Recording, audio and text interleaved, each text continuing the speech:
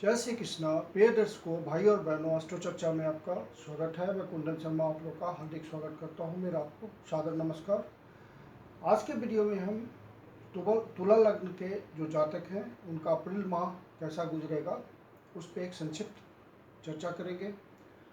आप कैसे पता करेंगे, जैसा कि मैं हर वीडियो में बताता हूँ आपको कि आप अपना date of birth, time of birth, place of birth किसी अच्छे सॉफ्टवेयर में डालिए, और यदि एक नंबर में मतलब इस हाउस में 7 अंक दिख रहा हो, अंक नंबर 7 दिख रहा हो, तो आप तुला लग्न के हुए।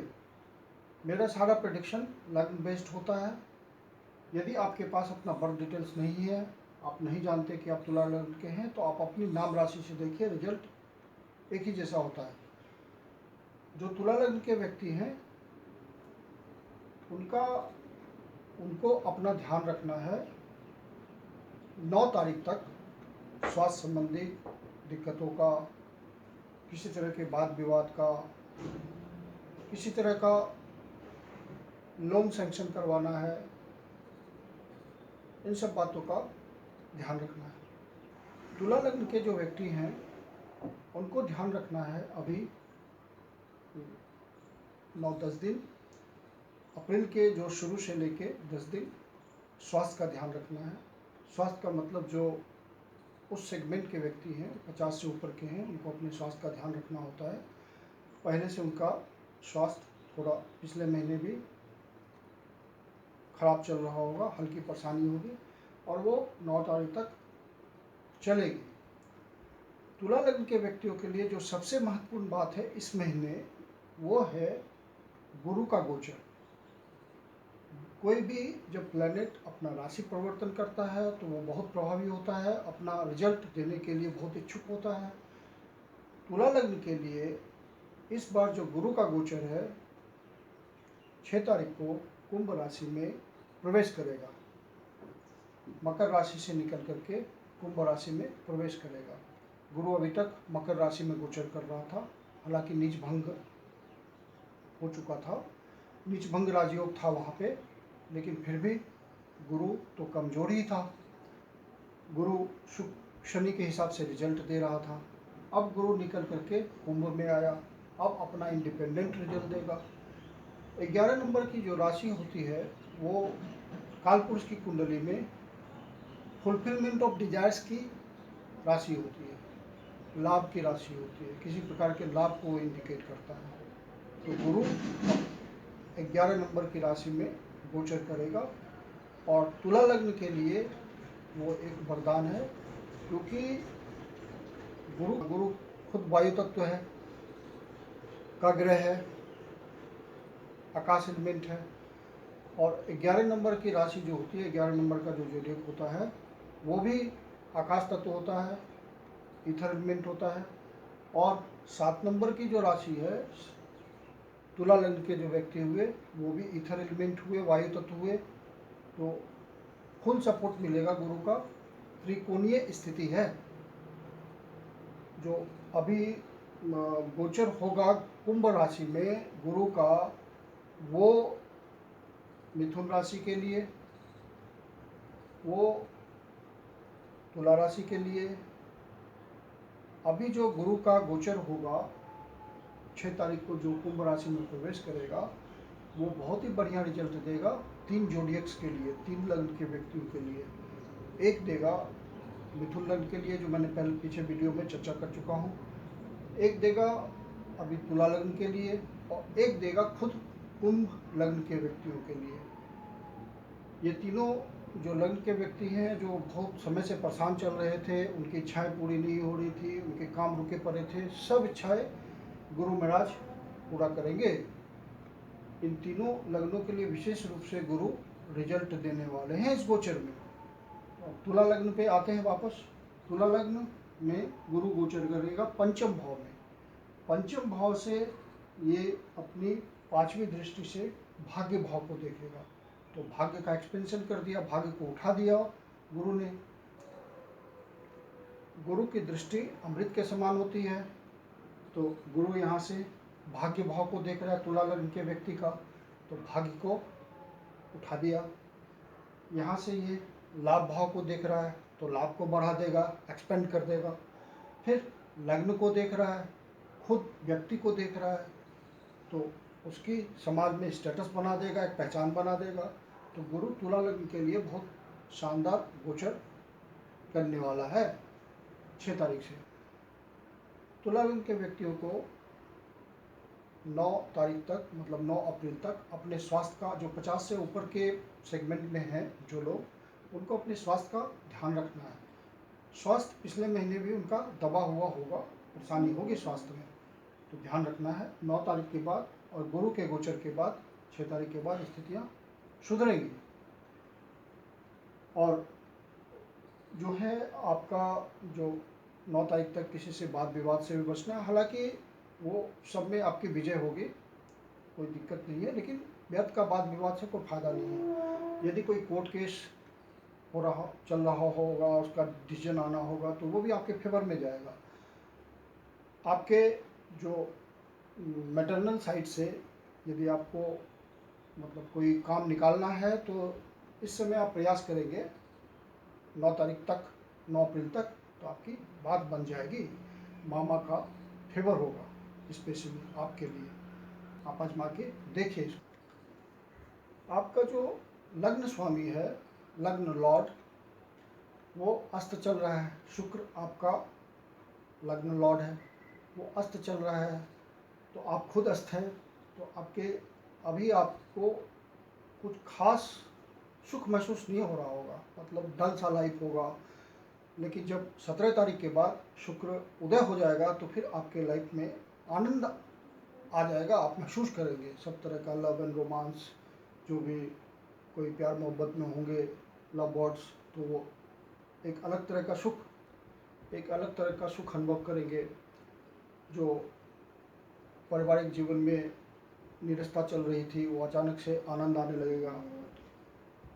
तो ये सब बातें जो है, जो शुक्र के अस्त होने की वजह से ख़त्म हो गई थी, उसका आनंद नहीं मिल रहा था, उन सब बातों का आनंद अब मिलेगा।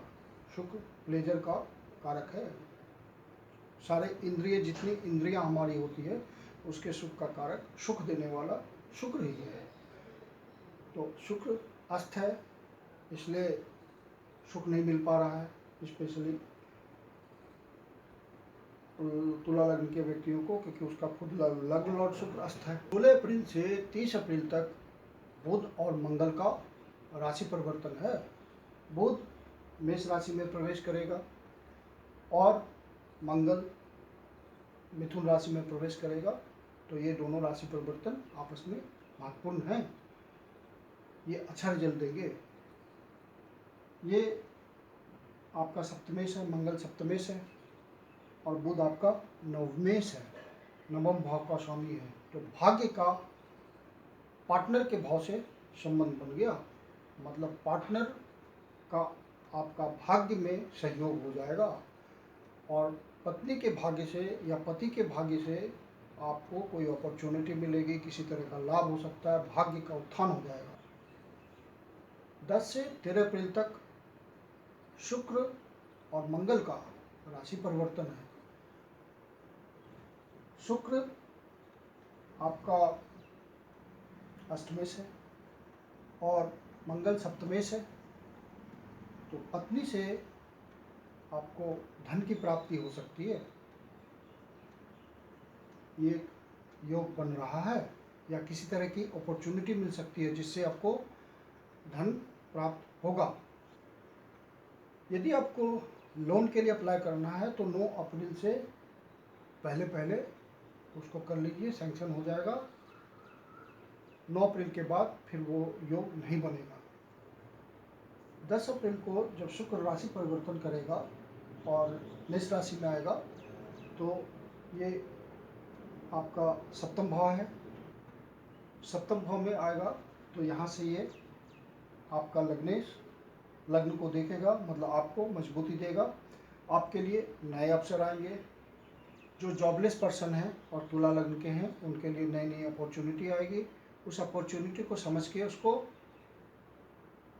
उसका लाभ उठाने की ज़रूरत होगी और आप जो जॉबलेस पर्सन है वो फटाफट सेट होता चला जाएगा, सेट हो जाएगा अप्रैल में। यदि प्रयास करे तो उसका एडजस्टमेंट हो जाएगा, कहीं ना कुछ अपॉर्चुनिटी वो ग्रास्प कर लेगा।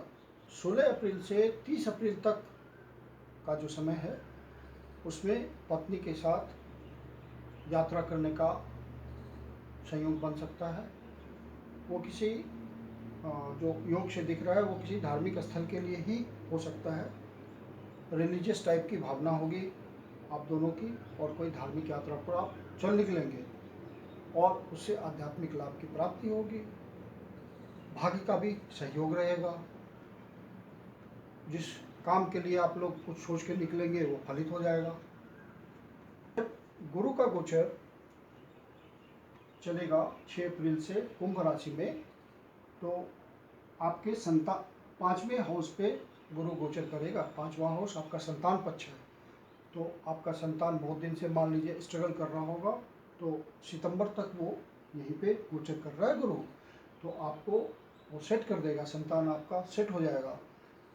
जो भी आपका पंचम भाव से रिलेटेड मान लीजिए पुत्र की प्राप्ति नहीं हो रही तो पुत्र हो जाएगा, उसके योग बन जाएंगे।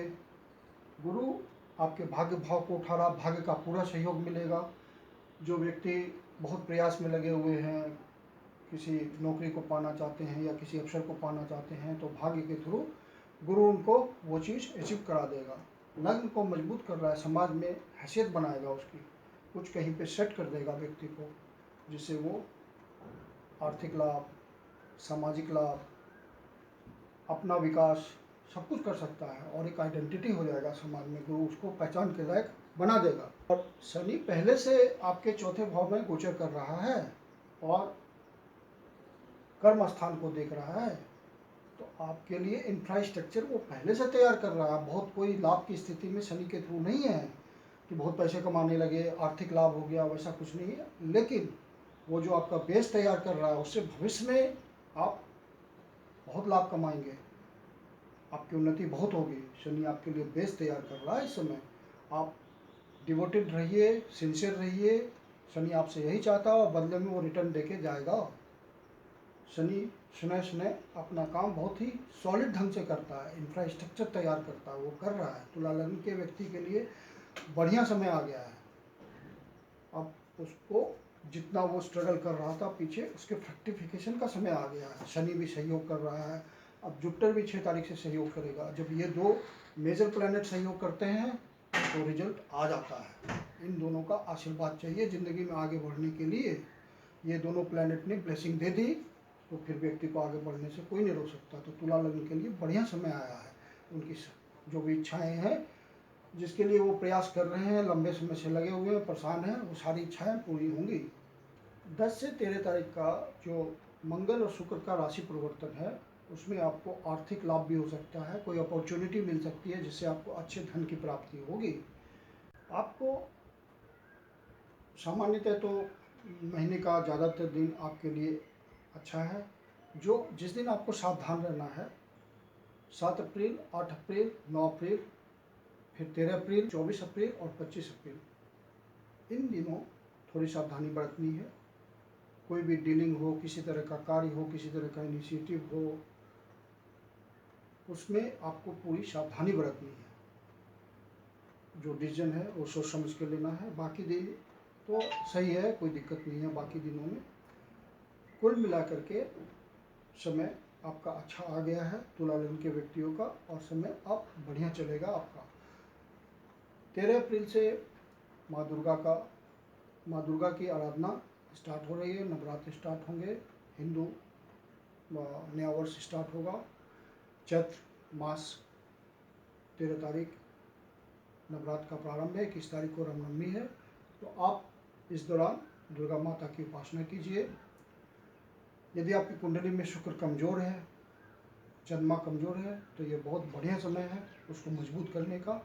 नवरात्र में देवी की उपासना से बढ़िया उपाय कोई नहीं है, और इस समय उनकी शक्ति ब्रह्मांड में घूमती है, विचरण करती है, आपको उसका समस्त लाभ मिलेगा। आशा करता हूँ वीडियो आपको अच्छा लगा होगा। अच्छा लगा तो लाइक कीजिए, सब्सक्राइब कीजिए, शेयर कीजिए। आपके जीवन की कोई समस्या है जिसका समाधान आप चाहते हो मुझसे, तो मुझसे परामर्श ले सकते हैं। मेरी परामर्श शुल्क होती है। धन्यवाद।